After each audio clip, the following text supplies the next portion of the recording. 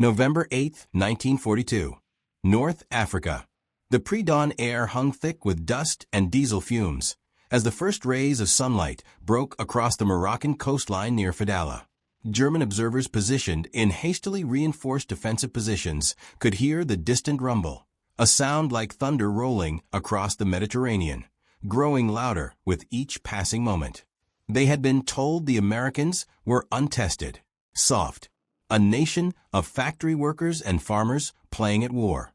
As the landing craft churned toward shore, Oberleutnant Friedrich Weber gripped his field glasses tighter, watching the strange, angular shapes mounted on the approaching vessels. He did not yet know that he was about to witness the introduction of a weapon that would fundamentally alter the mathematics of defensive warfare. The German soldiers dug into the hills overlooking those beaches had studied war in the crucible of Poland, France, and the Eastern Front. They knew the weight of combat, the rhythm of machine gun fire, the effective range of standard infantry weapons. Their training had been forged in the doctrine of superior firepower and tactical precision. The MG-42 machine gun, their Hitlersige, Hitler's buzzsaw, could unleash 1,200 rounds per minute, and they trusted it implicitly. Behind sandbags and concrete, behind carefully calculated fields of fire, they waited with the confidence of veterans facing novices. The Americans would break against their positions like waves against rock.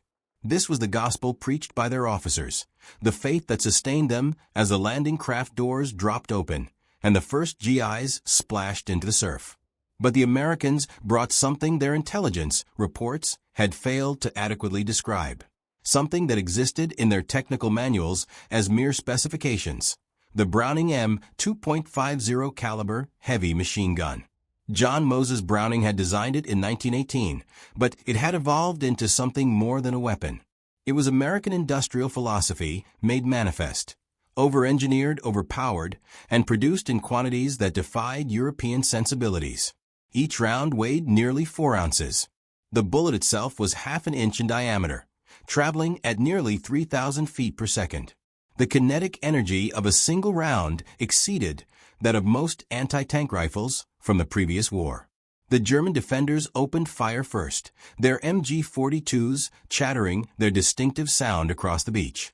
Bullets kicked up sand and water. Men fell.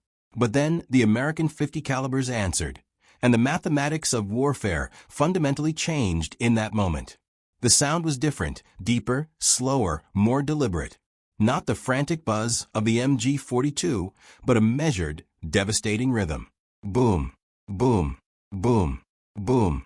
Each report carried across the beach like the tolling of a terrible bell.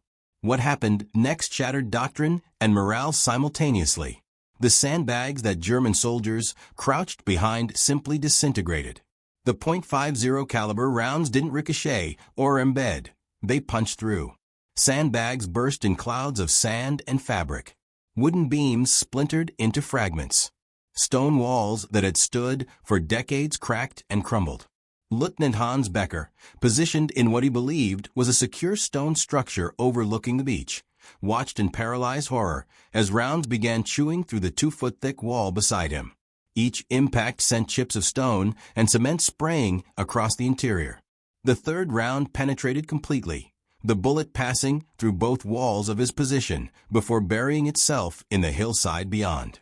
The Americans were shooting through buildings. Wehrmacht after-action reports from Operation Torch, declassified decades later, contained passages written in the clipped, clinical language of military assessment, but the underlying shock bleeds through the bureaucratic prose. One report from the 47th Infantry Regiment notes, the enemy's heavy machine gun demonstrates penetration characteristics previously associated only with light anti-tank weapons. Standard defensive positions offer insufficient protection. Casualties occurred among personnel believing themselves in secure cover. Another, filed by a surviving officer from a coastal defense unit. The psychological effect of this weapon cannot be understated. Soldiers witnessed rounds penetrating defenses that had, until this moment, been considered adequate. The consequent erosion of morale was immediate and profound. They had expected American soldiers to carry Springfields and Garans, respectable rifles, certainly, but nothing revolutionary. They had not expected every other vehicle to mount a weapon capable of engaging targets at ranges exceeding 2,000 meters with devastating effect. They had not expected half-tracks bristling with quad-mounted 50 calibers that could fill the air with such concentrated firepower that the tracer rounds appeared as solid bars of light.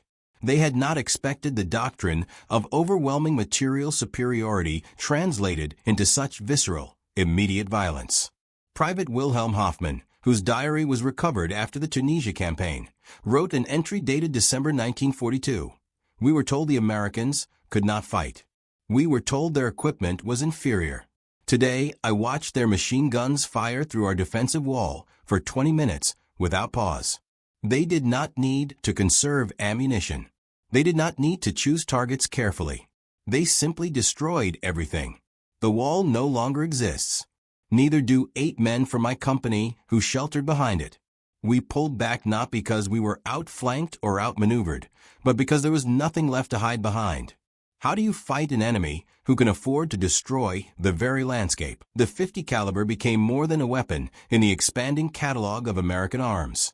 It became a symbol of the chasm separating industrial capacities. Germany's wartime economy, stretched across multiple fronts and increasingly starved of resources, counted bullets. American factories didn't count, they produced. The Lake City Army Ammunition Plant alone manufactured over 4 billion rounds of .50 caliber ammunition during the war. Browning M2s were mounted on jeeps, tanks, half-tracks, aircraft, and ships. They defended bomber formations at altitude and provided fire support in ground assaults. The same weapon that cut through German defensive positions in North Africa later chewed through Japanese bunkers in the Pacific, through Korean positions in the frozen Chosin Reservoir, and through Vietnamese structures in the Central Highlands. It remains in service today, fundamentally unchanged, a testament to its brutal effectiveness. But in those early encounters, the weapon's impact was as much psychological as tactical. German soldiers had been raised in a military culture that emphasized skill, training, and tactical superiority as counterweights to material disadvantage. The 50 caliber rendered that calculus obsolete. It didn't matter how well trained you were if your cover could be shot away. It didn't matter how carefully you had positioned your squad if the Americans could afford to simply destroy every potential hiding place within 1,000 meters. The weapon represented abundance, weaponized, the capacity to expend resources at a scale that made conservation itself irrelevant. As the North African campaign ground forward, German tactical manuals were hastily revised. New directives emphasized the necessity of concrete reinforcement, the inadequacy of traditional earthworks, and masonry against American heavy weapons. Soldiers learned to recognize the distinctive sound and to react with immediate displacement. To stay in position under 50 caliber fire was to die. But even as doctrine adapted, the fundamental reality remained unchanged. The Americans could afford to bring overwhelming firepower to bear on any position, and German forces could not match that industrial capacity. The transformation in German perception occurred in stages: first disbelief, then adaptation, then a growing recognition of the implications. If the Americans could produce this one weapon in such quantities, what else were their factories creating? The 50 caliber became a daily reminder of the enemy's material supremacy. Every time that distinctive boom echoed across a battlefield, it reinforced a demoralizing truth. This was not a war between equals. This was a contest between an economy that could afford to over-engineer everything and an empire already bleeding resources from too many fronts. Japanese forces in the Pacific experienced their own reckoning with American abundance through the same weapon. Bunkers constructed from coconut logs and coral, which had proven adequate against standard rifle fire and grenades, evaporated under sustained 50 caliber fire. American forces developed the tactic of methodically destroying every defensive position with heavy machine gun fire before advancing, a luxury of ammunition that Japanese commanders, rationing every bullet, could scarcely comprehend. A captured Japanese officer, interrogated on Saipan in 1944, reportedly stated, We were taught that Japanese spirit would overcome American material. But how does spirit stop a bullet that travels through steel and concrete? How does determination reload a rifle that has no ammunition? The sound became embedded in the memory of anyone who experienced it, that deep, methodical boom, each round a hammer blow against the anvil of war. Veterans from both sides, interviewed decades later, could still recall it with unsettling clarity. The sound meant that cover was temporary, that protection was relative, that the Americans were not constrained by the same limitations of supply and scarcity that governed everyone else's war. By 1945, as Germany collapsed under the weight of multiple advancing fronts, the .50 caliber had become simply one weapon among the vast arsenal of American military might. But in those early encounters, on the beaches of North Africa, in the hedgerows of Normandy, in the jungles of the Pacific, it served as the introduction to a fundamental truth. This war would not be decided by tactical brilliance alone, nor by ideological fervor, nor by the courage of individual soldiers. It would be decided by factories, by production capacity, by the ability to put overwhelming resources into the field and sustain them there. The .50 caliber was the messenger of that truth, delivered at 3,000 feet per second, again and again and again, until the walls came down and the illusions shattered like the defensive positions themselves. The weapon still serves today, more than 80 years after its design, mounted on vehicles and positions across the world. But its most significant victory was not tactical. It was psychological. It announced, in a language louder than any propaganda, that American power rested not on mysticism or destiny, but on the cold mathematics of industrial production, on the capacity to overbuild, oversupply, and overwhelm. The boom of the .50 caliber was the sound of abundance weaponized, of democracy's industrial heartbeat translated into kinetic energy.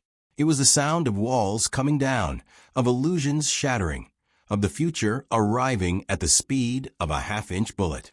Freedom, it turned out, could be measured in the thickness of steel it could penetrate.